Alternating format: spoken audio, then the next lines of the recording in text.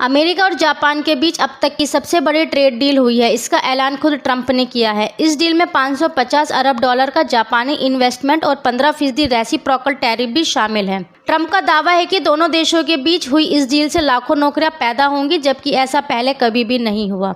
उनका ये भी कहना है कि इससे जो भी मुनाफा होगा उसका 90% फ़ायदा अमेरिका को मिलेगा।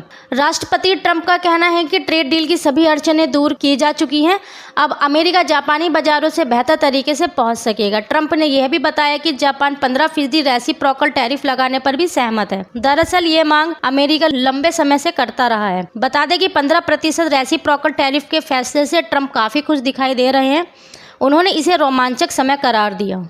खास बात यह है कि ट्रंप इस बार भी अपनी पीठ थपथपाना नहीं भूले। उन्होंने कहा कि जापान के साथ ट्रेड डील उनके निर्देश पर हुई है। इस डील में उनकी मजबूत भूमिका रही है। उनकी वजह से ही जापान अमेरिका में $550 अरब का निवेश करने जा रहा है। जापान के साथ हुई ये डील ट्रंप की अमेरिका फर्स्ट आर्थिक एजेंडे के तहत द्विपक्षीय व्यापार शर्तों को आगे बढ़ाने का एक उदाहरण है। ट्रंप का दावा है कि इस डील के बाद जापान खुद का बिजनेस और अन्य चीजों के लिए ओपन करेगा और अमेरिका के रिश्ते जापान के साथ हमेशा अच्छे रहेंगे। बता दें कि अमेरिका जापान डील इतनी भी आसान नहीं थी। पिछले दिनों इस डील को लेकर काफी मुश्किलें देखी गई थी। जून में पत्रकारों ने ट्रंप से सवाल किया था कि क्या अमेरिका जापान डील संभव है, तो ट्रंप ने जवाब में इसे कठिन बताया था।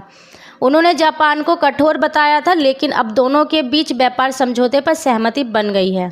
दोनों देशों के बीच चावल का मुद्दा खास रहा है। ट्रंप ने जापान की आलोचना करते हुए कहा था कि वह अमेरिका से चावल नहीं खरीद रहा है, जबकि जापान के पास चावल की काफ़ी कमी है। आंकड़ों के मुताबिक 2025 में जनवरी से अप्रैल के बीच $114 मिलियन का चावल खरीदा था।